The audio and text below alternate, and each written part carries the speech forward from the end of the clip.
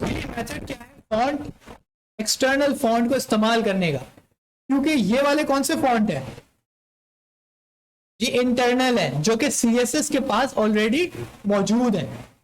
मुझे ये नहीं चाहिए, मैं बोरिंग है, ये तो हर कोई इस्तेमाल कर सकता है, चाहिए तो कौन सा फॉन्ट चाहिए, एक्सटर्नल।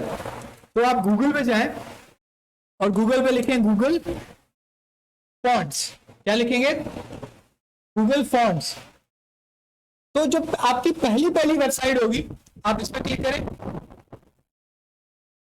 तो आपको बड़ी बेहतरीन सी स्क्रीन दिखाता है गूगल, और इस पे आपको दिख रहा होता है कि आपको अलग अलग तरह के फॉन्ट्स अवेलेबल है।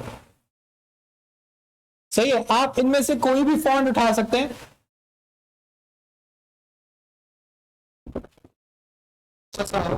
यूज करें, इसका नाम है डांसिंग स्क्रिप्ट। मैं चाहता हूं मुझे ये चाहिए, मुझे बड़ा अच्छा लग रहा है, एक कैलीग्राफिक इफेक्ट है, जिस तरीके से कैलीग्राफी करता है ना, बिल्कुल वैसा है। तो मैंने इसको क्लिक किया, एक नया पेज खुल गया। सही है, अब मैं इसको कहता हूं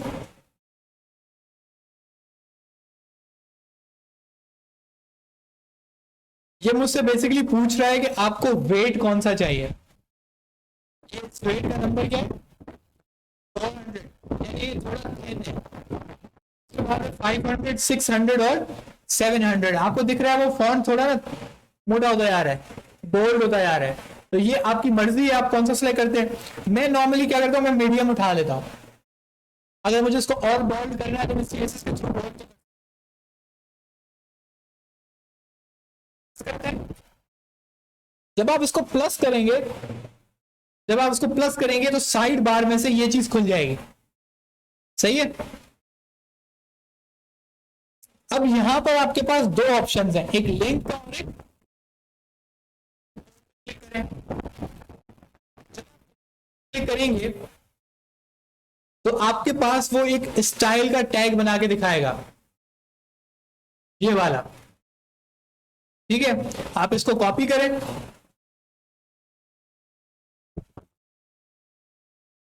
ये नीचे ही कॉपी करते हैं जहां पे हमारी सीएसएस लगी हुई है।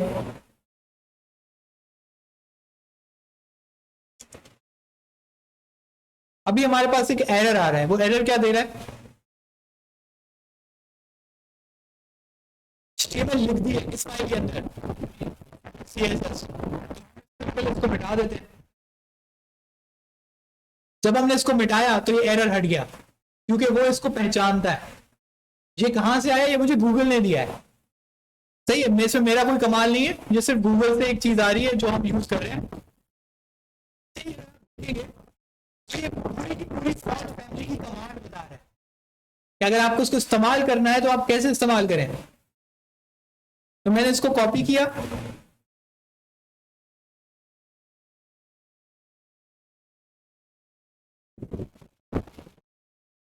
आप लोग यहाँ पे नई HTML की फाइल बनाते हैं, इसका नाम देते हैं custom font dot HTML।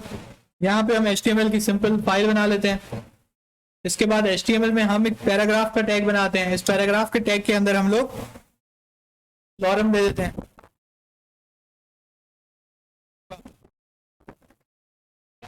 Simple सा। अब मैं चाहता हूं कि इस पैराग्राफ की जो फॉन्ट है वो वैसी हो जाए जो मैंने वहां पे दी है, लेकिन सबसे पहले मुझे यहाँ पे क्या करना पड़ेगा, मुझे लिंक करना पड़ेगा क्या, CSS। कौन सी CSS, index.css।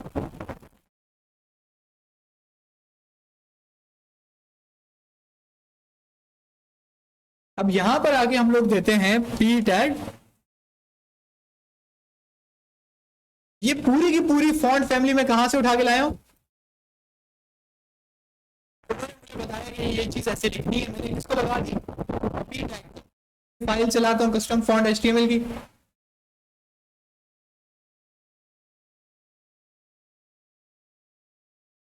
अब क्या हुआ,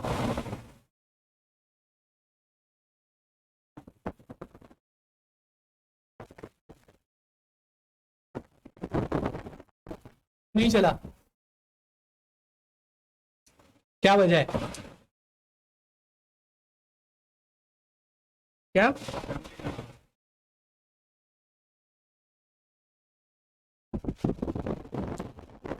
अच्छा, आप इसमें एक चीज देख रहे हैं,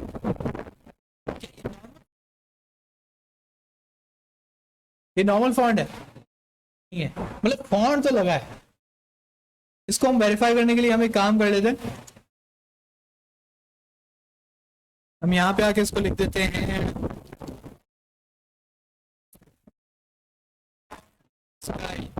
इटैलिक। तो क्या इटैलिक हुआ? इसको हम दे देते हैं और पक्का करने के लिए कलर आक्वा, मतलब प्रॉपर्टी तो लग रही है। चल भैया,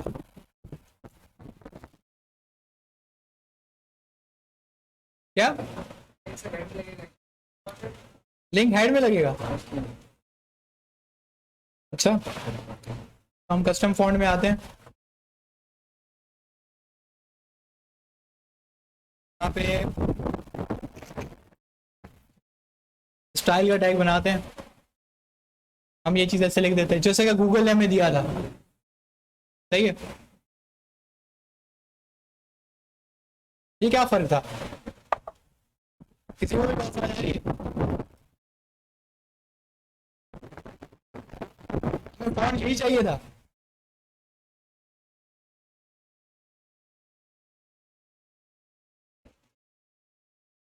तो फॉन्ट बड़ा अच्छा है,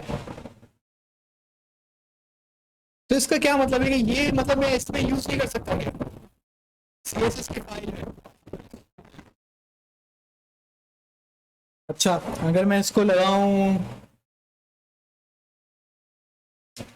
यहाँ पे,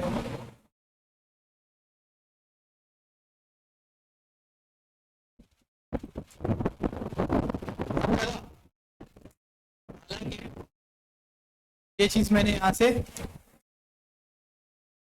डिलीट कर दी है, लेकिन क्या ये चला? इसका क्या मतलब है कि सीएसएस के अंदर जब भी आप कोई फॉन्ट इंपोर्ट करते हो, चाहिए आपका, तो जब भी चलाएगा वो कहां से चलाएगा? टॉप से, ठीक है? आप बीच में लिखोगे तो वो इफेक्ट नहीं देगा। अब आपने देखा कि ये कितना जरूरी था फॉन्ट फैमिली बताना, क्योंकि हमने यहाँ पे उसको उसने इंपोर्ट नहीं किया, तो उसको ये फॉन्ट नहीं मिला, तो उसने कौन सा लगा दिया? कर्सिव। अब ये कर्सिव ब्राउजर में अवेलेबल था, तो आपने देखा कि ये नहीं था, तो कौन सा लग गया? ये। तो ये इस वजह से हम इसको 2-3 फॉन्ट, ये ना मिले तो ये लगाओ, ये ना मिले तो ये लगाओ। ये बात समझ आ रही है? इस वजह से हम हमेशा एक फॉन्ट नहीं बताते, हम हमेशा 2 या 3 फॉन्ट बताते हैं, और जो आखिरी वाला फॉन्ट है वो नेटिव होना चाहिए, यानी कि वो आपको कंफर्म होना चाहिए कि हर ब्राउजर के पास ये वाला फॉन्ट हो। इसमें आपने एक सैंस सेरिफ और ये तीसरा आप कौन सा है? कर्सर। ये 3 ऐसे फॉन्ट हैं जो कि हर ब्राउजर में अवेलेबल लाजमी होते हैं, क्योंकि ये बेसिकली फैमिलीज हैं, सही है? इससे आपको समझ आ रहा है कि सेरिफ कौन से होते हैं जिनमें एजेस होती है, सैंस सेरिफ कौन से होते हैं जिनमें एजेस नहीं होती, तो जो थोड़े से बेंड होता है, सही है? अब ई यू बिल्कुल यू करके लिखा हुआ है, तो ये कौन सा है? ये सैंस सेरिफ है। अगर ई थोड़ा सा यू फ्लेक्सिबल होकर लिखा हुआ है तो वो कौन सा है? कर्सिव है, सही? तो ये आपके पेरेंट फॉन्ट है और ये आपके दूसरे वाले फॉन्ट। ये सिर्फ ये मेथड नहीं है, इसका सिर्फ ये मेथड नहीं है। अगर आपने गौर किया हो तो यहां पर गूगल ने इंपोर्ट के साथ साथ एक लिंक का ऑप्शन भी दिया था। अगर ये लिंक का आप पूरे जो टैग ये दिखा रहे हैं, अगर आप इसको कॉपी करें, इसको बिठा दिया, इसको बिठाया, तो लाजमी सी बात है ये मेरा फॉन्ट जो है दोबारा कर्सिव हो गया।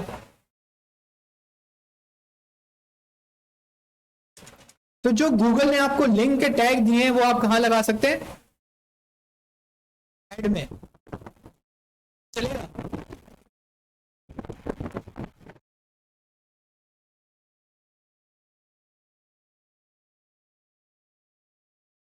क्या लगता है चलेगा?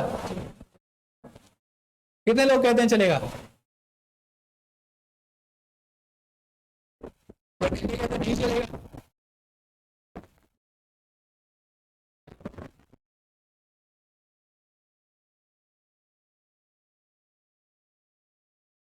कहाँ पे नहीं लगाया? सीएसएस को फाइल में लगा हुआ है ना, ये रहा इंडेक्स डॉट सीएसएस कनेक्टेड तो है।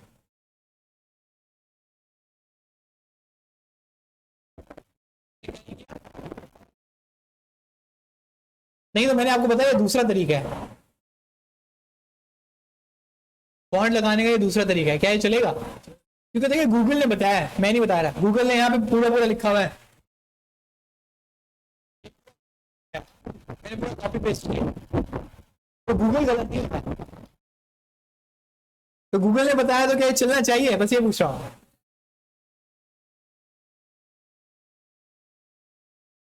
गूगल ने सही बताया।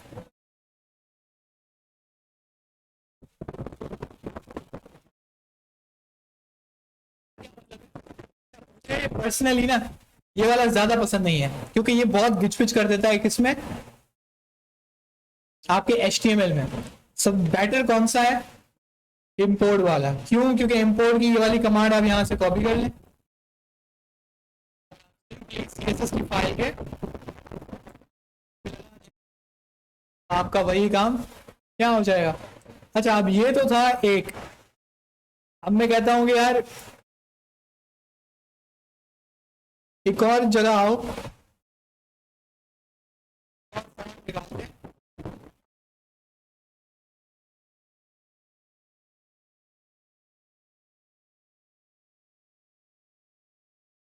ये वाला।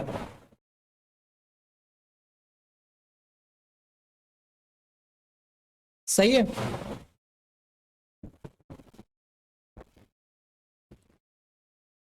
ये वाला फॉन्ट सिलेक्ट करना है मुझे। सिलेक्ट करने के लिए क्या दबाना पड़ेगा? सिलेक्ट। मैंने इसको सिलेक्ट किया, दोबारा से ये खुल गया साइड वाला। अब देखिए यहां पे ये आपको बता भी रहा है कि आपने कौन से फॉन्ट सिलेक्ट किए हैं। दो स्क्रिप्ट, दूसरे वाले का पता नहीं क्या लिखा है, भैया नेता। सही है। अब मैं इसको कह रहा हूं अच्छा अब मेरी लिंक क्या बनी, वो इसने एक लिंक बना दी, मैंने वो लिंक कॉपी कर ली। अब मैंने इसको मिटाया और इसको पढ़े, ये वाला फॉन्ट को इंपोर्ट कर रहा है, उसके बाद डांसिंग स्क्रिप्ट। ठीक है। अगर आप उसके दोबारा से नीचे फॉन्ट फैमिली वाले कोड में जाएंगे तो उसने दूसरी स्क्रिप्ट का फॉन्ट फैमिली भी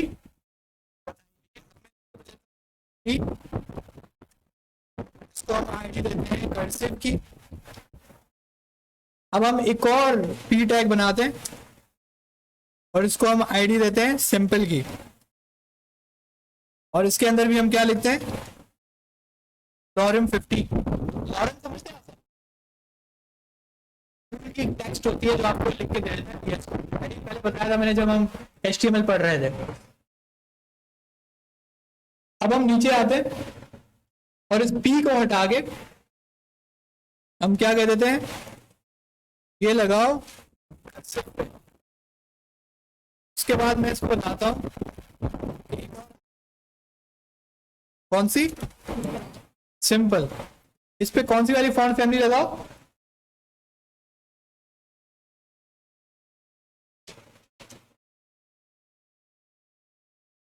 ये वाली। अच्छा दोनों की फैमिली कौन सी है?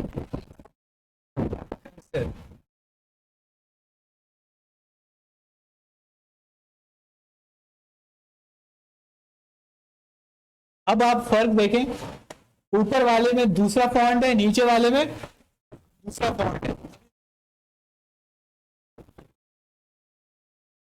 इसी तरीके से आप कहीं से भी कैसा भी फॉन्ट उठा सकते हैं और आप उसको यूज कर सकते हैं, लेकिन प्रेफरेबल होगा कि आप कौन सा फॉन्ट यूज करें?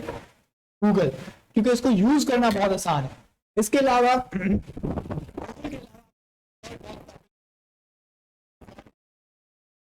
पहले एक सर्विस थी जो इसी तरीके से गूगल ने फॉन्ट दिया है ना फ्री में, वो भी ऐसे फॉन्ट देता था वेबसाइट्स के लिए, पहले वो ज्यादा इस्तेमाल होता था।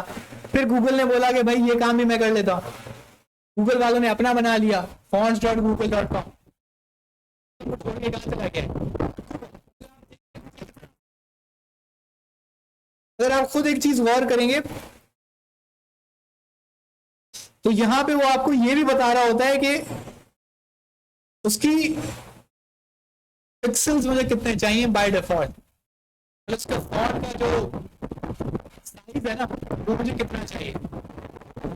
सही, ये भी आप डायरेक्टली यहाँ पे सिलेक्ट कर सकते हैं और आप जैसे ही इंपोर्ट करेंगे आपको कौन सा वाला साइज मिलेगा जो आप यहाँ पे सिलेक्ट करते हैं। और यहाँ पे उल्टा आप ये भी देख सकते हैं कि वो कितना, इस मतलब उसके साइज का है रेगुलर 400। आप इसको जाके फॉन्ट वेट बदल के फॉन्ट वेट आप लोगों ने नहीं पढ़ा, उस पर भी हम लोग आते हैं। तो ये बेसिकली फॉन्ट वेट है कि वो कितना बोल्ड है, इसको भी हम देखते हैं। नहीं, आज का मेन मकसद ये है कि आपने गूगल फॉन्ट से एक दूसरा फॉन्ट उठाया,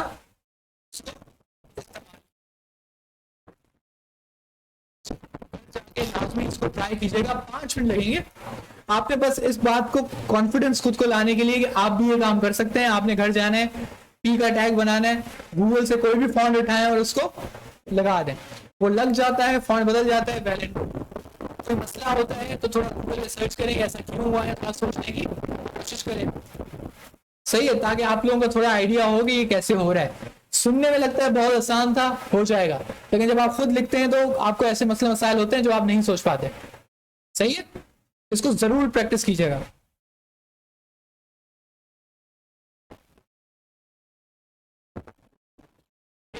प्रॉपर्टीज हैं, इतनी प्रॉपर्टीज हैं कि मुझे खुद भी याद नहीं रहती कि कौन कौन सी प्रॉपर्टीज थी, तो यहां से मैं तभी आपको देख के बता रहा हूं कि कम से कम आपका कोई चीज छूट ना जाए।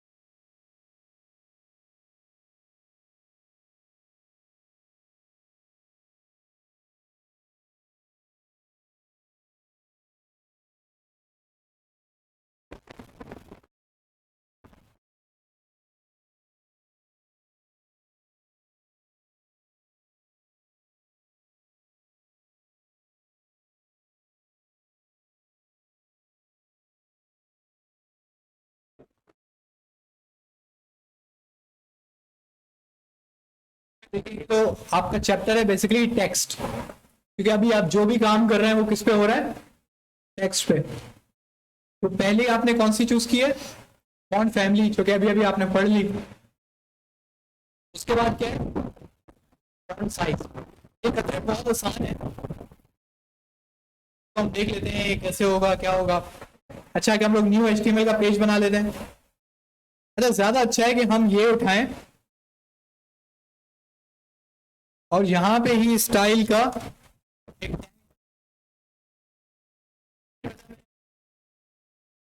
जब मैं फाइल में अपलोड करूंगा तो आपको एक ही फाइल में वो सारा कोड मिल जाएगा।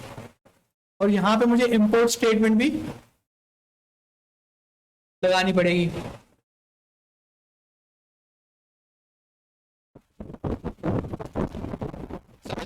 यहीं पर मैंने इंपोर्ट किया, यहीं पर मैंने दोनों जो फॉन्ट यूज करके दिखा दिया है, ताकि आप जब ये कस्टम फॉन्ट की फाइल डाउनलोड करें तो आपको इसकी CSS भी मिल जाए और इसका HTML भी मिल जाए।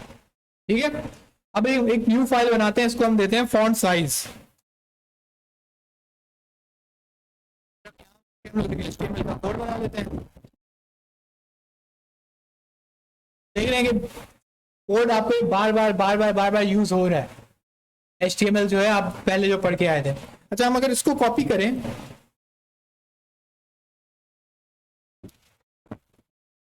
इसको दोबारा चलाते हैं,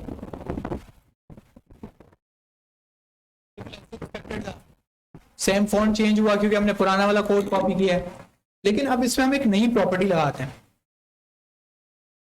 किस वाले में, जो पहला है कर्सिव। आपको पता है अब न्यू प्रॉपर्टी कहां लगेगी इसके, जहां पे ये सेमीकोलन खत्म होता है वहां पे एक लाइन खत्म होती है। ये तो अभी नीचे लाइन में इसलिए आ गया क्योंकि जगह नहीं है उसको, तो वो नीचे आ गया था। तो यहां पे मैं दूसरी प्रॉपर्टी लिख सकता हूं। मेरी इस वक्त प्रॉपर्टी कौन सी है, फॉन्ट साइज। ये कुछ ऑप्शंस बता रहे हैं, मैंने बोला लार्ज, ये फर्क आया क्योंकि ये बहुत वो हुआ हुआ है, जूम इन हुआ हुआ है। लेकिन इससे ज्यादा बेटर जो है 100,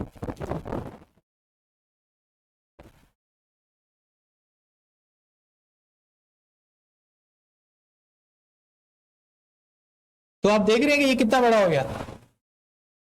वो जो उसके दूसरा वाला पैराग्राफ था, जरा उसको देखें, चाइनीज लग रहा है, छोटा हो गया, बहुत बढ़ा दिया। अच्छा, ये आपका नॉर्मल पेज ऐसा दिखता है, 100% है, और जरा देखें कितना बड़ा बड़ा कोड लिख रहा है। तो इसका मतलब है कि यहां से आप जो साइज चाहें कर सकते हैं। इसको लिखा 24 पिक्सेल्स, रीजनेबल लग रहा है, ठीक है। आपने लिखा 12 पिक्सेल्स, छोटा हो गया। आपने लिखा 8 पिक्सेल्स, और छोटा हो गया। तो आप बेसिकली फॉन्ट का जो साइज है किससे हैंडल कर रहे हैं, फॉन्ट साइज प्रॉपर्टी से। अच्छा, ये px क्या है, पिक्सेल्स। कोई ऐसा है जिसको पिक्सेल्स नहीं पता, कोई मसला नहीं है, आप पढ़ रहे हो, जरूरी नहीं है आप लोगों को पता। इसको नहीं पता, पिक्सल जो है वो एक लफ्ज है, वो हम उस डॉट को कहते हैं जो जिससे आपकी ये पूरी स्क्रीन बनी हुई है, समझ रहे हैं। ये पूरी स्क्रीन बनी हुई है जिन डॉट से, उसका हम नाम दे रहे हैं पिक्सल्स। अब 8 पिक्सल का मतलब है कि इसका जो साइज है, ये एक आपका समझ लें कि एक मेजरमेंट है।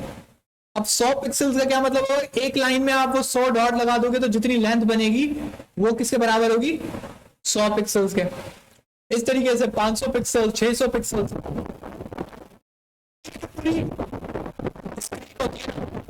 नॉर्मली होती है 1024 बाय 768, 1024 बाय 768, 1024 बाय 768। आपको ये कहां से पता लगता है, हर डिवाइस की डिफरेंट होती है डिस्प्ले सेटिंग्स में। तो ये आपको यहां पे बताता है डिस्प्ले रेजोल्यूशन, और उसकी क्या सेट हुई है 1024 बाय 768। लेकिन अगर आप इस पर क्लिक करेंगे तो आपको ये बहुत सारे ऑप्शंस बताएगा।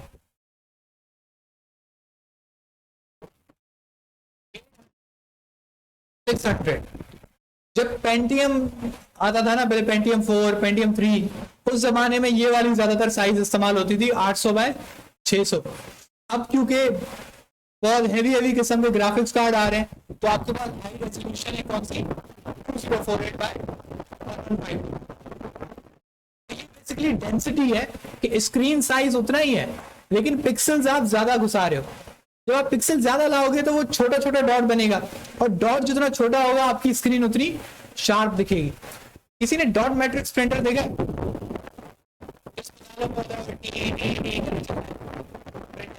आवाज आती है, देखा है, उसके कभी प्रिंट आउट देखिएगा, डॉट डॉट डॉट डॉट नजर आता है, सही, वो डॉट मैट्रिक्स प्रिंटर है। अब उसका डॉट नजर आता है, इसका मतलब है कि वो डॉट इतना बड़ा है कि वो आपको विजिबल है।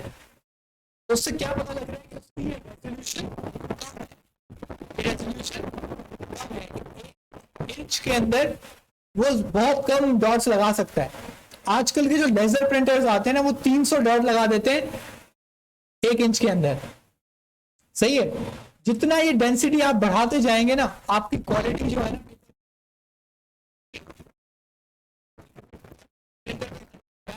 तो आप देखिएगा कि आपका जो प्रिंटर जितना ज्यादा डीपीआई पे होगा, डीपीआई डीपीआई का मतलब होता है डॉट्स पर इंच, यानी 1 इंच में कितने डॉट है, ये जितना ज्यादा नंबर होगा वो प्रिंटर उतना महंगा होता है। अच्छा है, इतना इतना सा प्रिंटर होता है, लेकिन वो 25,000 30,000 लेजर प्रिंटर्स खास तौर पे। अब आप देख उसको देख के बोलते हो यार है इतना सा 25,000, और डॉट मैट्रिक्स प्रिंटर वही प्रिंटर 4,000, उसकी दोनों में फर्क क्या है? प्रिंट आउट तो दोनों दे रहे हैं, फर्क ये है डीपीआई का, ये 300 से लेकर 400 डॉट्स पर इंच लगा सकता है, वो जो 20 डॉट्स लगा रहे हैं वो आपको डॉट को नजर भी आएंगे। बात समझ आ रही है? तो ये जो डॉट्स हैं ये सारा हमारे पास इधर प्रोग्रामिंग में क्या है, पिक्सल्स। क्या है? पिक्सल्स। अब ये पिक्सल जो है एक यूनिट ऑफ मेजरमेंट है। मेजरमेंट आई थिंक मैंने पहले भी बात की है, स्केलर और वेक्टर्स का सबको आइडिया है, स्केलर क्वांटिटीज, वेक्टर क्वांटिटीज। तो ऐसा है जो जिसने 9 ना पढ़ी हो,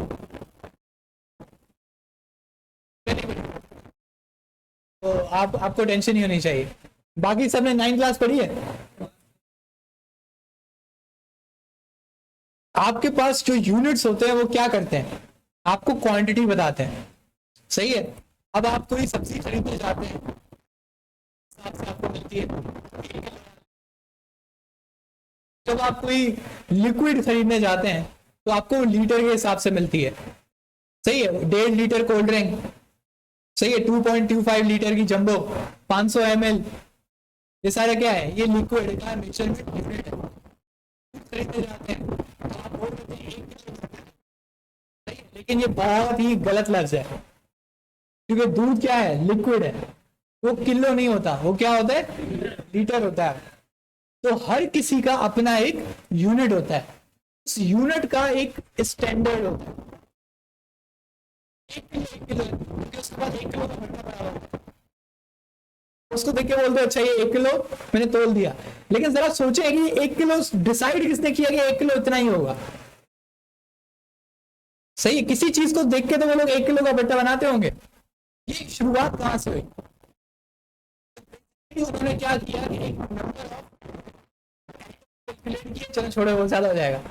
उसने पहले समझ लिया कि बर्तानिया की लेबोरेटरी में एक लोहा पड़ा हुआ है प्लेटिनम का, तो उस लोहे का जो वजन है वो क्या है, 1 किलो के बराबर। पूरी दुनिया में जो 1 किलो का मेजरमेंट होता है उसके हिसाब से होता है। समझ रहे में जाएंगे तो फिर मैं बोलूंगा कि आपको अपनी केमिस्ट्री तो पढ़ी है। तो ये थोड़ी सी इसकी साइकोलॉजी है। इसके अलावा आप वेलोसिटी यानी स्पीड, आप जब गाड़ी के स्पीडोमीटर पे देखते हैं तो आप बोलते हैं कि मैंने 100 मारी, मैंने 150 मारी। ये 150 क्या है, किलोमीटर पर आवर। स्पीड का एक यूनिट, हर चीज का एक यूनिट होता है। इसी तरीके से ये पिक्सल क्या है, एक यूनिट है। ये किस चीज का यूनिट है, ये बेसिकली लेंथ का यूनिट है कि कितनी बड़ी लेंथ हो। इसका मतलब है कि 100 पिक्सल्स का मतलब है वो ज्यादा बड़ी लेंथ है, 100 पिक्सल का मतलब है और बड़ी लेंथ है। ये क्या चीज है, यूनिट है किस चीज का, लेंथ का। CSS है, बिल्कुल समझ रहा हूं प्रोग्रामिंग है, लेकिन थोड़ी बहुत आपको साइंस पता होनी चाहिए कि इसके पीछे क्यों है, ये कैसे है। इसी तरह से हमारे पास और भी यूनिट्स हैं, सिर्फ पिक्सल तो नहीं है, यूनिट है। वो यूनिट क्या है, EM। अगर आप गूगल पे जाएंगे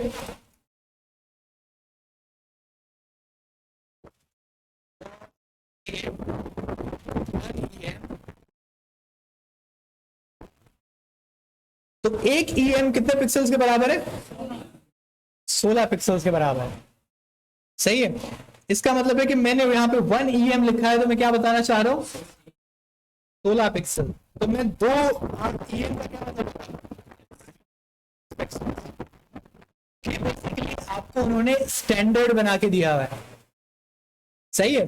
ये स्टैंडर्ड क्यों बना के दिया हुआ है कि जब आप वेबसाइट पे कोई CSS लगाएं, आपने डिसाइड किया जो मैं मेन हेडिंग है उसको मैं 3 EM दूंगा, 16 सही है, 48 पिक्सल्स।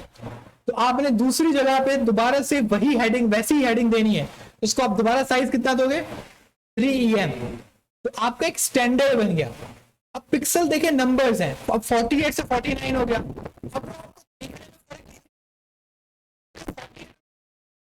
अब फर्क है, लेकिन ये साइंस है कि भाई वो अलग है। कोई ना कोई दुनिया में बंदा होगा जो देख के बोलेगा यार ये सेम नहीं है, लग रहा है सेम लेकिन ये सेम नहीं है, इनके साइजेस में थोड़ा सा फर्क है। तो जब आपकी वेबसाइट में साइजेस ज्यादा डिफरेंट होने लगते हैं ना, तो यूएक्स बिगड़ जाता है, यानी कि आपका जो यूजर एक्सपीरियंस है वो बिगड़ जाता है। आपका यूजर जब उस वेबसाइट को देखता है ना, वो कहता है यार इसमें कोई मसला है, समझ में नहीं आ रहा क्या है लेकिन कुछ तो मसला है, क्योंकि आपने सारे साइजेस किसमें दिए हैं, किसी को 52 दे दिया, किसी को 55 दे दिया, तो कोई स्टैंडर्ड नहीं है, कोई फ्लो नहीं है, तो वो चीज आपको सही नहीं लगती। डिजाइन का एक रूल है कि सिंक्रोनाइजेशन होना चाहिए। क्या होना चाहिए, सिंक्रोनाइजेशन, की चीजों में एक कोहेरेंसी होनी चाहिए। अगर ऐसी हेडिंग है तो वो भी सेम साइज होनी चाहिए, अगर एक सब हेडिंग है तो वो पहली हेडिंग से थोड़ी छोटी होनी चाहिए। तो एक डिजाइन रूल है, इसको फॉलो करते हुए उन्होंने कौन सा यूनिट बनाया, EM, और उसके कुछ उन्होंने क्या डिफाइन कर दिए, स्टैंडर्ड्स। यहाँ पे आपके पास टेबल बना हुआ है, इस टेबल में उन्होंने बताया हुआ है कि भाई कैसे कैसे EM और पिक्सल्स कन्वर्ट होता है। अगर आप यहाँ पे लिख के बोल देंगे भाई तो कन्वर्जन आपको खैर आपको पता ही चल जाएगी। ये EM है, इसके अलावा आपके पास एक और यूनिट है,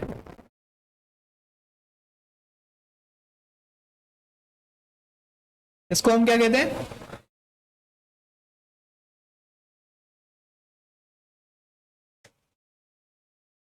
इसको क्या कह रहे हैं हम लोग,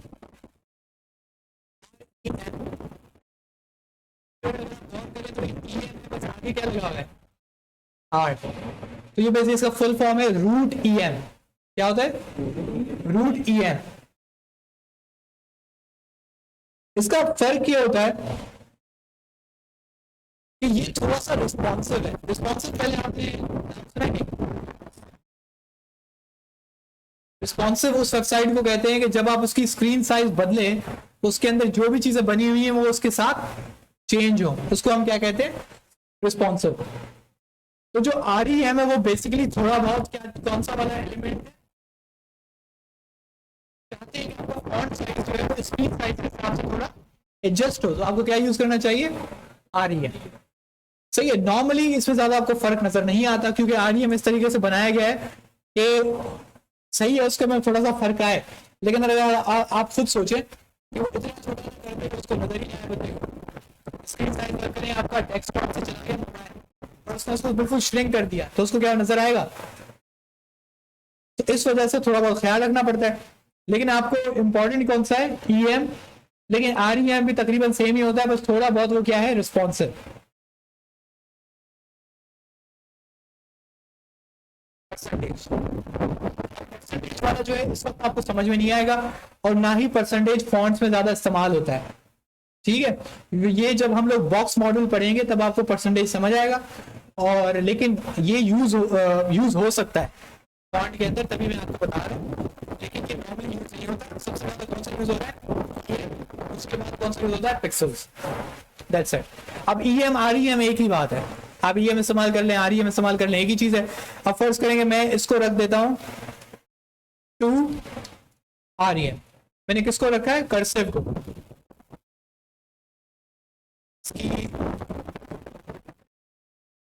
कुछ इस तरीके से, ये तकरीबन H1 के टैग के बराबर है, जो आपके H1 के टैग की वो साइज होती है तकरीबन उसके बराबर है। चेक कर लीजिएगा, शायद वो 3 है कि 2 है, सही है, उनका एक कुछ पर्टिकुलर साइजेस है।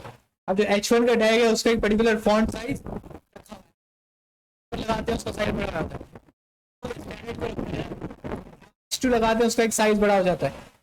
तो वो एक स्टैंडर्ड क्या है वो भी आपको पता चल जाएगा, लेकिन आप रखें किस में, REM में।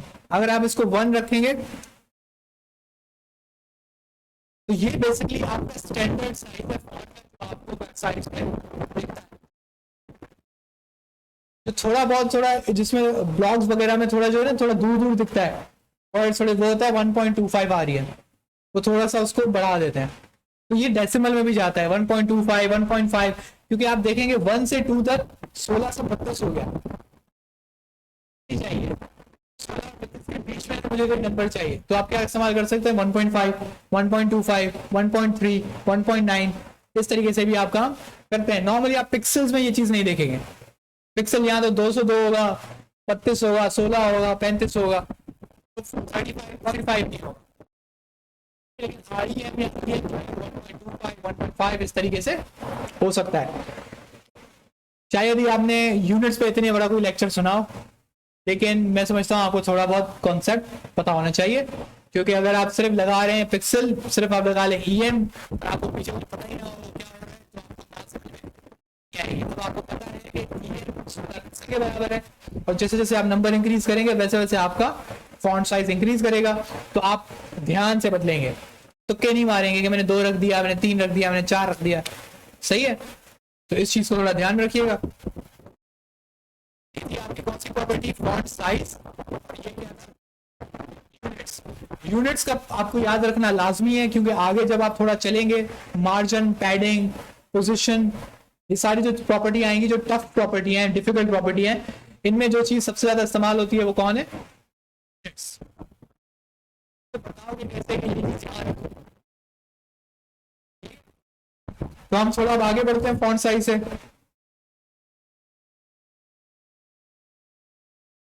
अच्छा, यहाँ पे भी आपको उन्होंने थोड़े से स्टैंडर्ड फॉन्ट साइजेस बताए हुए बुक वालों ने। ये देखिए, ये कहाँ से शुरू हो रहा है, तो देख लेते हैं। उसने पहला कौन सा किया है, पॉइंट। अच्छा, सबसे ज्यादा अच्छा होता है आप गूगल पे जाके चेक कर लो PT2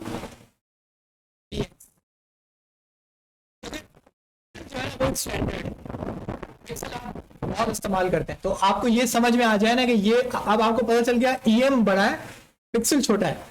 एक EM कितने पिक्सल के बराबर है, 16 पिक्सल। तो अब आपके दिमाग में पता चल गया कि EM बड़ा है, पिक्सल छोटा है। ये PT जो है ये भी एक यूनिट है, और इसका फुल फॉर्म इसकी है पॉइंट। क्या है, पॉइंट। अब ये कह रहे हैं 1 point is equivalent of 1.33 pixels, 1.33 pixels, यानी कि ये थोड़ा सा बड़ा है। इसका बेसिकली वही हिसाब है कि जो मील और किलोमीटर का फर्क है, जो कितने किलोमीटर के बराबर होता है, कितना, सवा होता है 1.6 एक माइल जो होता है, एक मील जो होता है वो 1.6 किलोमीटर के बराबर होता है।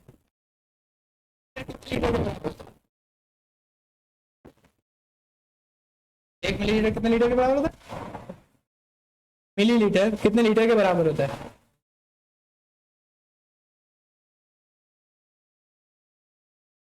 इसको थोड़ा सोचिएगा। 1 मिलीलीटर कितने लीटर के बराबर, 1000 ml 1 लीटर के, 1000 लीटर का मतलब समझ रहे हो, यानी तकरीबन 1 टन पानी, 1 टन पानी 1 ml के बराबर है। 1 ml जो होता है ना, वो एक जो बारिश का पानी ड्रॉप आता है ना ऊपर से, वो तकरीबन छोटा वाला ड्रॉप वो 1 ml के बराबर होता है। और आप उसको कंपेयर कर रहे हो 1000 लीटर से, जो कि एक तो मतलब एक टैंकर है पूरा, 1 टन। बड़ी कन्वर्जन पे ध्यान दें।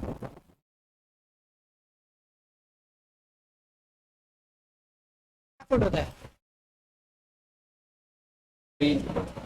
एक इंजीनियर का मतलब समझ लो, इंजीनियर मैथमेटिक्स उसकी पक्की होनी चाहिए। कितना होता है, 3 फीट से ज्यादा होता है। 3.33 फीट होता है। 0.3 थी। सही है, ये थोड़ा याद रखें यार, कोई काम आएगा आप लोग। अभी गजों वजों में तो मैं जा ही नहीं रहा, 1 गज कितने मीटर होता है, इस तरह। सही, ये चीजें यूनिट है, यूनिट आपकी जिंदगी में इस्तेमाल होता है, हर जगह होता है। सही है? और उसकी कन्वर्जन बिल्कुल वही है जैसे आप डॉलर को रुपये में कन्वर्ट करते हो। सही है, अब वो आपको आसान लगती है। अगर मैं कहूंगा ना कि $10 कितने रुपए के बराबर है, तो आप बोलोगे $1 फर्ज करें 200 का है। अभी तो आई थिंक 226 या 23 का चल रहा है। 24 का हो गया।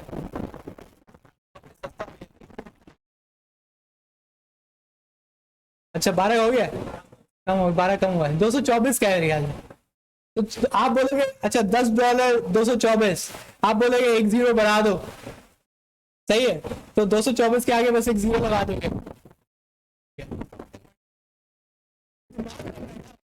छोटा है, डॉलर बड़ा है, तो जो आपने गलती मिलीलीटर और लीटर में की ना, ये गलती आप कभी यहां नहीं करोगे। आप ये गलती कभी नहीं करोगे कि 1 रुपया जो है वो $100 के बराबर है, नहीं, ये गलती आप कभी नहीं करोगे। क्यों? क्योंकि आप ये रोज चीज सुनते हैं,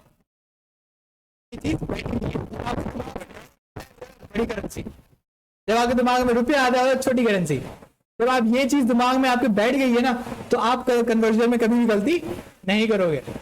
इसी तरीके से आप जो दूसरी इंपॉर्टेंट जो आपके यूनिट्स हैं, आप उनको भी थोड़ा याद रखें। छोटा है मीटर बड़ा है, मिलीलीटर छोटा है लीटर बड़ा है। सही है, ये आपको जिंदगी में बहुत फायदा देगा। मैथमेटिक्स कुछ ऐसी होती है जो आप बोलते हैं कि ये कब फायदा देगी, लेकिन कुछ कुछ ऐसी है जो वाकई फायदा देती है। सही, अगर आप रियल स्टेट का काम करते हैं या आप किसी भी इंजीनियरिंग का काम करते हैं, तो आपको कन्वर्जन लाजमी आनी चाहिए। एआई का काम कर रहे हैं, कन्वर्जन नहीं पता, आप तबाह हो जाओगे। सही है, आप अपने बाल नोचते फिरोगे, क्योंकि एआई में यहां से यूनिट कन्वर्ट हो रहा होता है दूसरे यूनिट में। समझ रहे हैं? और वो इतनी तेजी से हो रहा होता है कि आपको खुद को समझ में नहीं आता क्या हो।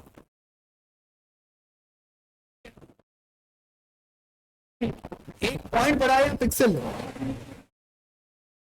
पॉइंट बड़ा है, एक पॉइंट कितने पिक्सल के बराबर है? गुड, 1.33। इसका मतलब है कि 8 पॉइंट पिक्सल से बड़ा होगा। अच्छा, पॉइंट जो है बेसिकली ग्राफिक्स का यूनिट है। ठीक है, पॉइंट ग्राफिक्स का यूनिट है। तो ये हमारे पास है 8 पॉइंट, ये उसका साइज है। वैसे बुक में उन्होंने बहुत अच्छा दिखाया हुआ है।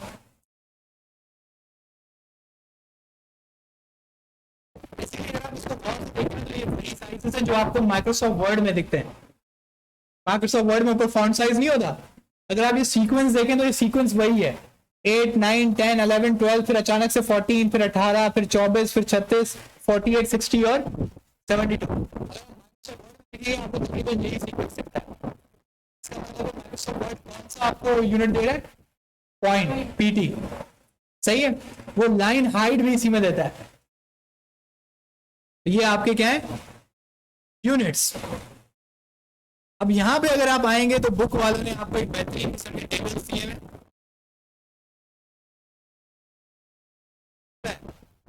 पिक्सेल्स, दूसरा कौन सा है? परसेंटेजेस, तीसरा कौन सा है? ईएम्स। अभी आप पढ़ गया, ईएम उसी की बात कर रहा है।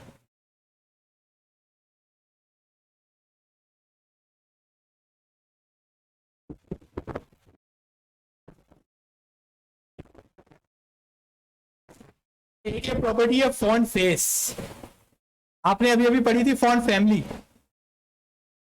फॉन्ट फेस और फॉन्ट फैमिली में इतना फर्क है कि अभी आपने गूगल फॉन्ट्स यूज किया, तो गूगल फॉन्ट में क्या हो रहा था कि आप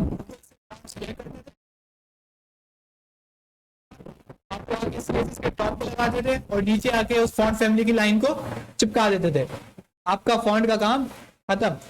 इससे पहले जब ये वाला सारा काम नहीं होता था, तो आपके पास एक फाइल्स मिलती थी जिनको हम कहते थे फॉन्ट फाइल्स। सही है, उनके अलग अलग एक्सटेंशन होते थे। की फाइल है, जैसे किसकी फाइल होती थी? Font file. तब जब हमारे पास फॉन्ट फाइल होती थी तो हम नॉर्मली क्या इस्तेमाल करते थे? Font face. ये फॉन्ट फेस बेसिकली ऐसी प्रॉपर्टी है कि जो आपके कंप्यूटर में अगर कोई फाइल पड़ी है फॉन्ट की, नहीं होता। के पास क्यों, पहले ये क्यों होता था, अब क्यों नहीं होता? क्योंकि इंटरनेट, पहले ये पॉसिबिलिटी थी कि आपकी वेबसाइट लोकली चलेगी, बस आपके कंप्यूटर पे चलेगी। सही है, किसी कंप्यूटर, किसी ऑर्गेनाइजेशन, किसी स्कूल का एक सिस्टम है,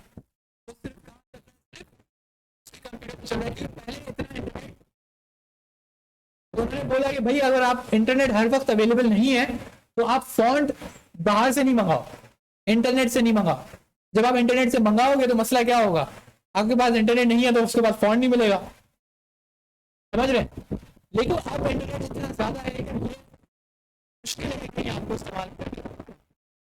नॉर्मली फॉन्ट ऑसम या गूगल फॉन्ट को यूज कर रहे होते हैं। क्यों? क्योंकि आपकी वेबसाइट सब कहाँ डिप्लॉयड होती हैं? सर्वर पर, और सर्वर पर इंटरनेट तो लाजमी होता है, सर्वर उसके बगैर तो चलता ही नहीं है।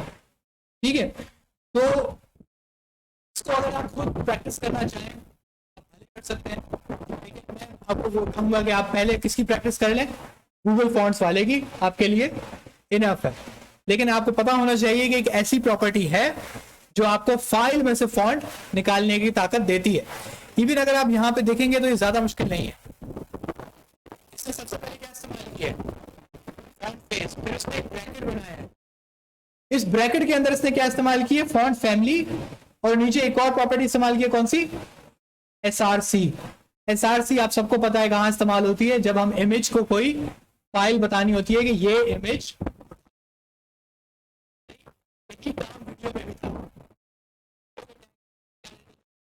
SRC उसको बता देते कि यहां से वीडियो उठाओ, तो यहां पे हम उसको वीडियो बता, ये इसका फाइल बता रहे हैं। उस फाइल का नाम क्या है? chunk5.dot। ये किस फोल्डर के अंदर पड़ा है? फोल्डर। अगर आप इसको लगाना चाहें आप लगा लीजिए, लेकिन अभी मेरी नजर में ये जरूरी नहीं है, यूज नहीं।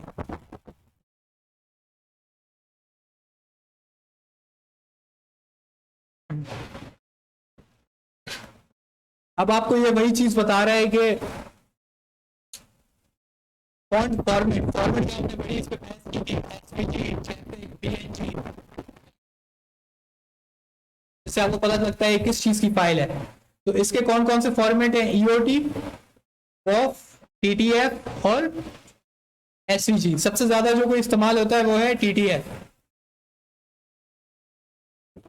नहीं होता, पहले बहुत होता था, टीटीएफ ज्यादा इस्तेमाल होता है। अब आप आ जाए फॉन्ट वेट पे। फॉन्ट वेट कदरे बड़ी आसान चीज है। अभी तक जो चीजें आपने पढ़ी हैं उनमें से कोई सबसे आसान चीज यही होगी शायद। तो हम करते हैं पीटी,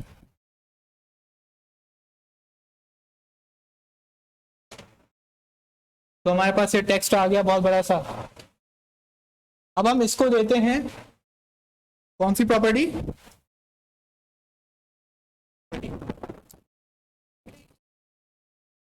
मुझे वो क्या दिखा रहा है, वो 100 से लेके 900 तक, मतलब इसकी वैल्यू कहां से शुरू हो रही है? 100 यानी कि सबसे थिन, सबसे पतला, और 900 सबसे वो बोल्ड। सबसे बोल्ड कौन सा है? ये भी इस्तेमाल कर सकते हो, बोल्ड और लाइट, लाइटर और नॉर्मल। हम पहले बोल्ड इस्तेमाल करते हैं और देखते हैं कैसा दिखता है। सही है। अगर आपको याद हो तो यही काम आप HTML में भी करते थे, कौन से टैग से? वी के टैग से। और उस वक्त मैंने आपको कहा था कि ये टैग ज्यादा इस्तेमाल नहीं होता, क्योंकि ये काम इसको बोल्ड के बाद बोल्डर करते हैं और हम पीछे जाते हैं तो ये थोड़ा और ज्यादा डार्क हो गया है। सही है। इसके अलावा अगर हम इसको लाइटर करते हैं, अब ये लाइट हो गया है। इसके बाद हम लोग ये वाली भी चीज इस्तेमाल कर लेते हैं। सबसे हाईएस्ट क्या था? बेसिकली जो है 900 है, यानी सबसे हाईएस्ट। नॉर्मली आप बोल्ड और बोल्डर इस्तेमाल करते हैं, नॉर्मली आप 100 200 ये नहीं देते, क्योंकि बोल्ड और बोल्डर क्या एक स्टैंडर्ड है। तो बात है कि आप स्टैंडर्ड से जाओगे, कहीं पे आपने बोल्ड लगाने पे 500 दिया हुआ है, कहीं पे आपने 800 दिया हुआ है, कहीं पे आपने 900 दिया हुआ है। हो सकता है आप कहोगे यार मैं पागल थोड़ी हूँ, अगर मैं 800 बोल्ड कर रहा हूँ तो मैं दूसरी जगह क्यों 800 नहीं लगाऊंगा? उसमें मसला ये होता है कि जरूरी थोड़ी है कि सारी वेबसाइट आपने बनाई है, हो सकता है कि एक पेज आपने बनाया, दूसरा पेज किसी और ने बनाया। उसने 800 को बोल्ड समझा हुआ है, आपने 500 को बोल्ड समझा हुआ है, तो एक पेज पे बोल्ड अलग दिखेगा, दूसरे पेज पे अलग दिखेगा। तो कोशिश करनी चाहिए कि आप क्या रखें, स्टैंडर्ड रखें, बोल्ड और बॉर्डर को इस्तेमाल करें, मोर देन इनफ है। सही है। इसके बाद हम लोग नीचे चलते हैं अपने HTML की प्रॉपर्टीज पे। ये फॉन्ट स्टाइल तो मैं शुरू से इस्तेमाल कर रहा हूँ। सही है, फॉन्ट स्टाइल हम लोग शुरू से इस्तेमाल करें। ये क्या करता है, इटैलिक और नॉर्मल। इसकी यहाँ पे आप देख सकते हैं कि वो क्या क्या बता रहे हैं। एक तो नॉर्मल,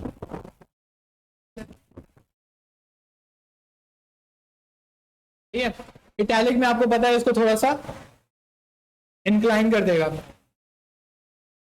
ऑब्लिक जो है ना, ये भी इटैलिक ही है, लेकिन सिर्फ इसका थोड़ा एंगल ज्यादा होता है। सही है, आपको फील ज्यादा नहीं होता, बस इसका एंगल थोड़ा ज्यादा होता है। अच्छा, ये इंपॉर्टेंट प्रॉपर्टी है। इस प्रॉपर्टी का नाम क्या है, और इसके कौन कौन से हैं, अपर केस, लोअर केस और कैपिटलाइज। आई थिंक आप पढ़ के समझ गए होंगे ये किस चीज के बारे में। वहां पे टेक्स्ट ट्रांसफॉर्म आपने लोअर केस किया, जब आप यहां पर आए तो सब क्या होगा, लोअर केस। अब आप यहां पे आके कर दें क्या, तो सब क्या हो गया, कैपिटल हो गया। अब आप यहां पे हटा के क्या कर देंगे,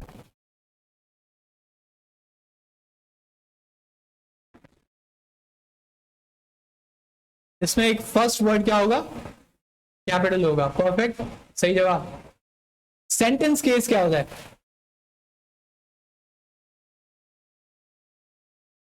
बाकी स्मॉल। सही, तो ये आपके केसेस हैं। कौन सा आपका लेटर और कौन सा लेटर स्मॉल होगा। इसके बाद हम देखते हैं कि बुक हमें और क्या कहती है, और कौन से इसके टैग्स हैं। ये कौन सा है, टेक्स्ट डेकोरेशन।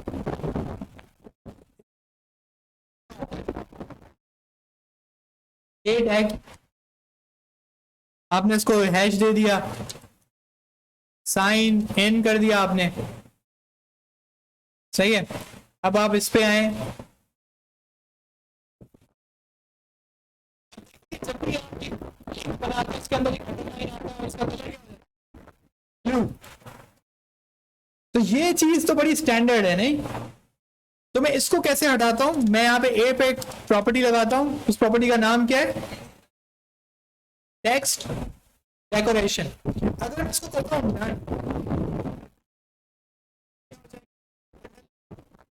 गायब हो जाएगा। अब आपको पता है, आपने कलर की प्रॉपर्टी पढ़ी हुई है, आप इसका कलर बदल के क्या करते हैं। अब देखें, आपने इस लिंक को कंप्लीटली बदल दिया है। इसके अलावा एक और इस्तेमाल हो सकती है डेकोरेशन। आप यहां पर आए, आपने लगाई टेक्स्ट डेकोरेशन, आपने लिखा अंडरलाइन। अंडरलाइन किया तो ये सारा टेक्स्ट अंडरलाइन हो जाएगा। इसके अलावा एक होता है,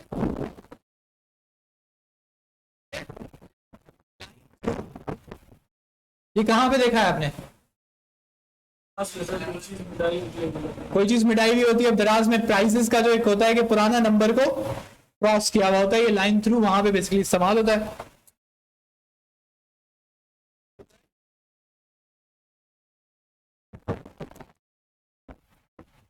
ठीक है, डैश्ड।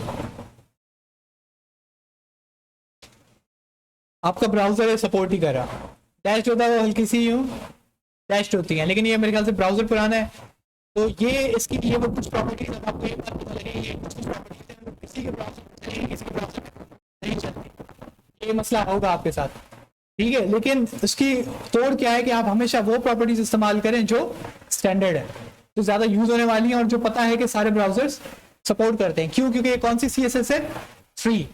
इसकी कुछ अभी तक जो ब्राउजर्स हैं वो इसको सपोर्ट नहीं करते, कुछ कुछ न्यू प्रॉपर्टीज। कोई इतनी बड़ी बात नहीं है। ज्यादातर इधर से इस्तेमाल जो होता है वो लाइन थ्रू होता है, एक अंडरलाइन होता है, और दूसरा कौन सा होता है, नन।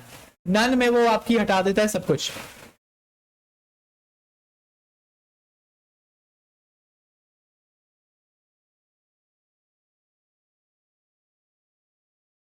क्या आपको समझ रहा है लाइन हाइट क्या होता है? माइक्रोसॉफ्ट वर्ड इस्तेमाल किया है, उसमें लाइन में डिफरेंस दिया है आप लोगों ने। वैसे अगर हम लोग यहाँ पे वर्ड खोल लें तो ज्यादा बेटर है, लेकिन अभी लेट हो गई है, बाद में खोलेंगे।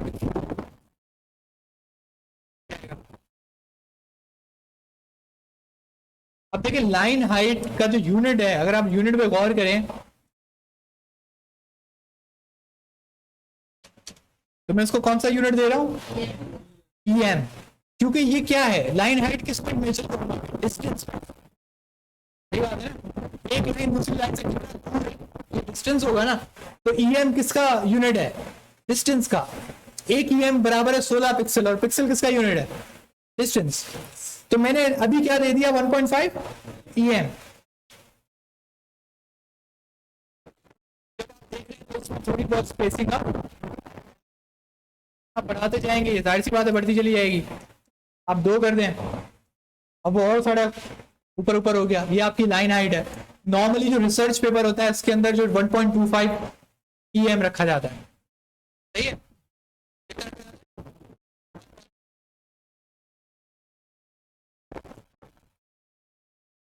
तो ये आपकी सिंपल लाइन हाइट है। इसके बाद क्या क्या है? Letter spacing. और लेटर और वर्ड में फर्क क्या है? लेटर क्या होता है?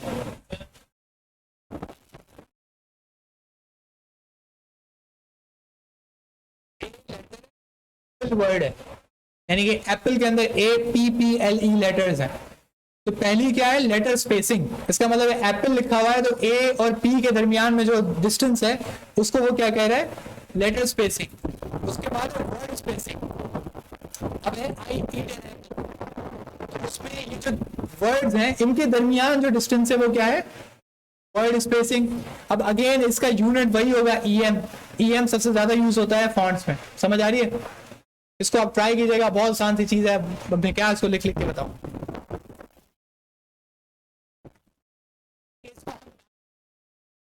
एक्स्ट्रा लाइन जो थोड़ा जो है इसको हम बाद में ट्राई कर लेंगे। है बहुत इजी कि आप क्या, हाँ इसको हम कल इंशाल्लाह देखेंगे। आई थिंक ये बस पहुंच गए हम लोग, एंड ऑफ द चैप्टर है ये। सही है। उसके बाद हम बेसिकली बाद में भी देख सकते हैं, उसका कोई मसला नहीं होगा। हम डायरेक्टली जाएंगे, इसके बाद टेक्स्ट आपका जब हो जाएगा तो हम जाएंगे साइजेस पे, विड्थ और हाइट को कैसे हम कंट्रोल करते हैं, और उसके बाद हम लोग चले जाएंगे फाइनली बॉक्स मॉडल। तो आप बॉक्स मॉडल पे आ जाते हैं तो आप बेसिकली इसकी बात कर रहे हैं, एक चीज को अलाइन करने का क्या तरीका है। सही है। तो इंशाल्लाह आपसे कल मुलाकात होती है। अल्लाह हाफिज।